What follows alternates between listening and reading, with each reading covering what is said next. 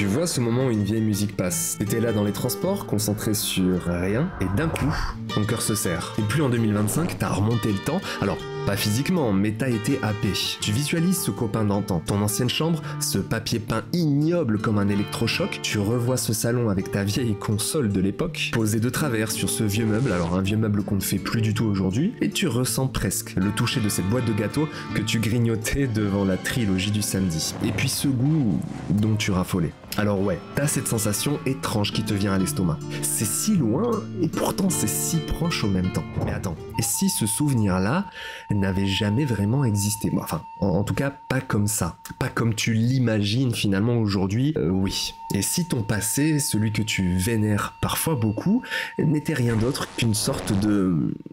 eh bien, de légende personnelle. Une histoire que tu t'es racontée encore et encore, jusqu'à ce qu'elle en devienne plus belle que la réalité. Alors, je ne crache sur rien, donnez-moi simplement 1 ou 2 minutes. Déjà, disons-le, la nostalgie, ce n'est pas un souvenir comme un autre. En fait, c'est un petit peu un montage, un best-of émotionnel fait par notre cerveau, avec un parfum et une musique qui collent à merveille. Mais par contre, le making-of, eh bien lui, le making-of, on l'a un petit peu oublié.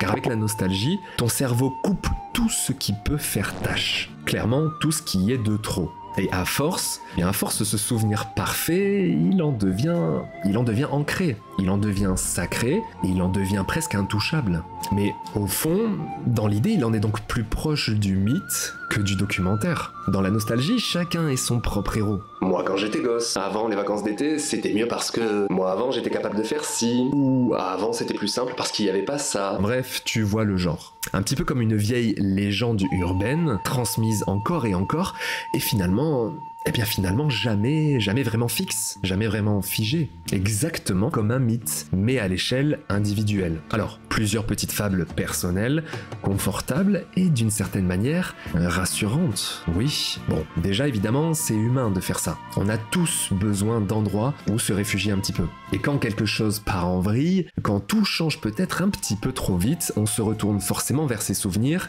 on cherche à comparer, peut-être même parfois on glorifie naturellement certains de ces récits-là. Regarde autour de toi. À chaque galère, à chaque problème ou même à chaque crise, tu seras tenté de mettre en avant quelque chose du passé. Que ce soit dans ta vie perso, mais ça va aussi dans le milieu public culturel par exemple. Le plaisir d'un vieux film, d'une ancienne série, d'une console rétro, des fringues, des vieilles voitures. Donc il y a ces studios qui recyclent leurs propres classiques en Blu-ray restauré, en film live action ou en énième jeu vidéo remasterisé. Mais faut pas se tromper, hein. Ce qu'on achète, ce n'est pas un vrai retour en arrière, car il n'existe tout simplement pas. C'est plutôt comme une reconstruction, une réplique de la Joconde, pour le coup vendue un petit peu trop cher. Ça y ressemble, mais ça sonne clairement plus creux. Bref, la nostalgie est une version rééditée de ce passé, dont tu te rappelles finalement un petit sentiment connecté. En fait, la nostalgie est belle, elle est lisse, elle est vendable, ouais, c'est une illusion, en somme. Et on accepte cette illusion parce qu'on ne cherche pas tant à revivre ce souvenir qu'à retrouver un certain repère. Se rassurer au sujet de tel ou tel souvenir que l'on avait avant, de telle ou telle fable personnelle. Se rassurer que c'était comme on se rappelait. Et finalement comme une certaine stabilité où l'on se reconnaîtrait bien plus que sur ce présent, qui lui peut être parfois à nos yeux de plus en plus instable. En fait, quand on creuse, ce que tu regrettes, ce n'est pas tant l'époque en question, c'est un petit peu toi dans cette époque-là. Je m'explique. Toi, ton regard d'avant. Cette insouciance face finalement à une époque, à l'époque que tu ne comprenais pas, comme une naïveté légitime quant aux événements, cette façon de croire que tout était possible, que tout allait bien, ou en tout cas avec une moindre gravité. Mais t'étais pas forcément plus heureux, t'étais juste un petit peu moins conscient qu'aujourd'hui. Bon, je dis pas qu'on était forcément plus débile qu'aujourd'hui, mais forcément dans une version antérieure à celle de nous-mêmes aujourd'hui. Et parfois, ce qui se rapproche de l'ignorance peut finalement ressembler à une espèce de bonheur. Oui, c'est un petit peu ça finalement que l'on appelle le bon vieux temps. Et dans ce concept que l'on appelle d'ailleurs le temps, c'est généralement un temps dans lequel on ne savait pas du tout ce qui allait se passer, ce qu'on en allait rater ou ce qui allait casser. Alors tout compte fait, ce que l'on appelle nostalgie, ce n'est pas une mémoire rationnelle de ce que l'on avait fait par le passé.